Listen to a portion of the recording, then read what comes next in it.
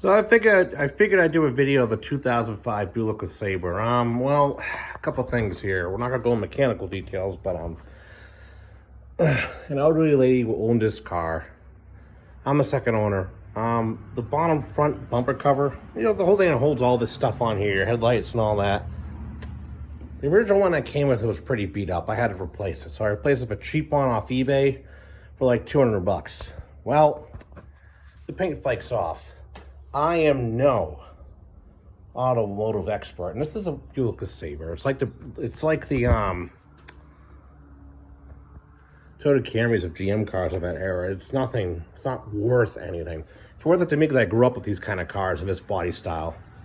But it's not by any means an AACA show car or antique car. So this could be replaced totally if I had to. Probably not going to until I strike it rich. A couple other body issues with it, The woman used to go get her mail at the end of the driveway, similar to the mailboxes there kind of deal.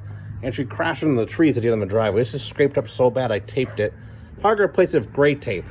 But the main reason why we're doing this video is to show what we have for our radio setup. So, one thing that's good about these GM cars of this era, for some reason, they decided to put the batteries in the back, which is super easy to wire up. No firewall issues. I don't like where that wire's going. Move it over here more. It's wired to the fuse box. I forgot which one.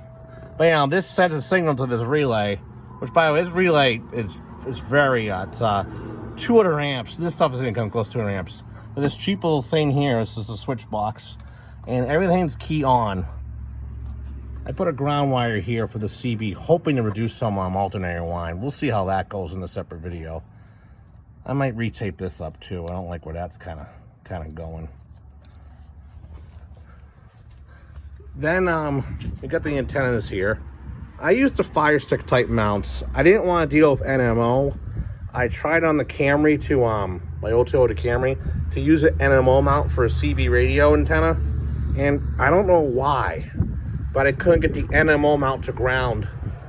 It was just the SWR just the antenna would not tune, no matter what I did. So I went with a mag mount with my old Toyota Camry. But these are Fire Stick style. This is the 2-meter antenna. I put springs on here. I drilled these holes myself. This is not, this is, I would say C+ work. Maybe B- work if you're really nice. And back here we got first aid kit, mostly Band-Aid bag, gunshot stuff, fire extinguisher, light, basic stuff, tire plug kit, jack. I think I got a jack stand in here too. Toolbox, basic hand tools, some scissors I think I have in there too. I really should put some scissors in there actually. I don't think I have any scissors in there. So anyhow, here we got the this is an antenna originally with the CB antenna, but for a reason this grounds out. I've messed with it multiple times. This antenna here is just a receive only VHF antenna from Fire Stick. It's like actually a 2-meter antenna. And all it does is receive a local volunteer fire department tone channel, whatever county I'm in. This is a CB antenna, also a Fire Stick, just a simple spring. I mounted the springs on because I don't think we realize how much these bend. And the Fire Stick website from like 1995 pretty much says to have springs on any antenna, I think 4 feet or bigger, so why not? I checked all this for leaks, it doesn't leak. Then we got the back seat here. The front seat. Now, these were the last of the bench seat type cars. This is the, I'm going to say it wrong, I think 6550 or 4560 split seat. Some are designed from the 80s, but these cars were pretty strong on the frame. You want to learn more about the obsession of the 3800 and the Buick and GH body. There's other videos about that. So you got this bigger seat here, and you can put stuff here. And this car was 2005. It was the last probably of the cell phone era cars without cell phones and without an audio input for your MP3 player. So we got this Bluetooth cassette that does the radio. I don't use a CD player, so I got this little thing here. The armrests. Now, these Lesabres had multiple type of interiors.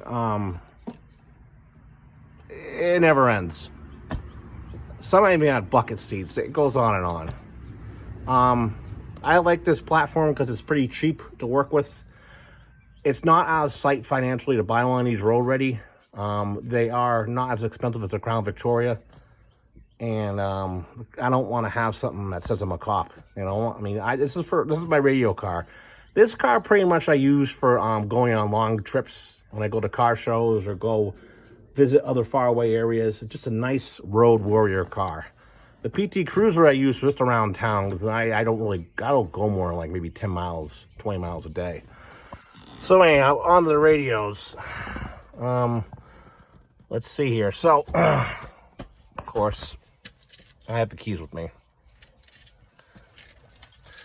The laptop doesn't usually live in here. I was just checking the SWR on the antenna. So, there's really a passenger in this car, by the way. Unless me and my brother comes down or something. This car needs to really be cleaned. It has not had a deep clean because of the winter time and because of me moving. So everything comes key on. So we got 19 here. Now this little cheap CB I did a separate review on. It's just simple. And a little follow-up on that video if you really care.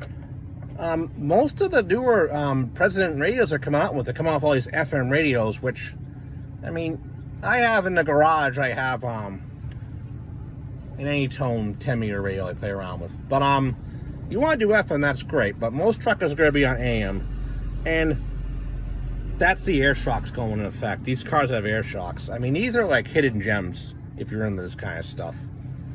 You know, they're very generic, but they're good cars. But anyhow, this has the RF gain right on it, and most of these other radios don't have RF gain. Well, why do I make such a big deal about RF gain? Well, if you listen to 19 in the last year or so, you know what I'm talking about.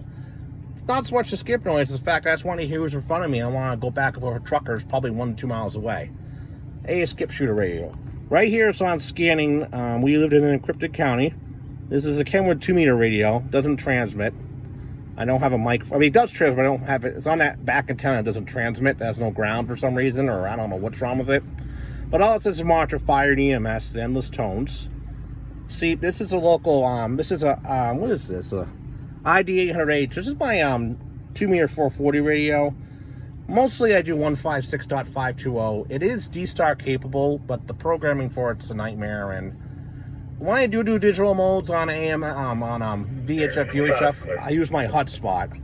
But this is scanning some local repeaters here. We have a local VHF repeater that we go on, we sometimes chat with. I gotta get more involved in that. And one thing about these cars is you have to remember. This is towards the end of the always-on cigarette lights. These lights are always on. These chargers are always on. They're always hot. Now, the thing about that is, it's good if you want to charge a radio or phone, but it's bad because there's no cutoff. So if you were to charge, for example, a battery pack for like your cell phone, those battery pack cell phone chargers, it'll just drain out the battery. Although I think this might have a battery protection drain in it, but it's pretty much useless. It doesn't really, it just warns you the battery's getting low. It doesn't turn off by itself. More modern cars allegedly have those things. I still am not impressed. You can still, in theory, leave your headlights on and kill your battery. In here, we got a little thing here. I keep my sunglasses, registration, other things. I think this was originally designed to put your cigarettes in or something. I don't know. But it's just a cute little thing. I don't do any of the ashtray. I put post-it notes there. I've tried putting pens there, speakers. Even tried putting this here at one point. This gets a little vibration from the road. Not a lot, but things just fly around. Now, the weak point of this car. The weak point is, you don't got motor vent control. Your heat comes down from this big heater core here. So I don't really drive it when it's really cold out because I'm too old for that crap. I just drive a more modern HVAC system car, the PT Cruiser. That's a little more modern design. And like I said, the armrest in these things, you go to any junkyard, they're all broken.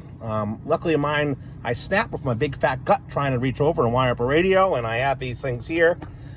These little bungee cords. The Unication G5 usually hangs out right here. I got the glove box. Look at that, it's starting to wear out. I might go to the junkyard and get a new one. Because This is plastic in the plastic with no metal backing. Great job, GM. What GM failed on was somewhat the interior here. It is, even though it's from 2005, it is a 90s design.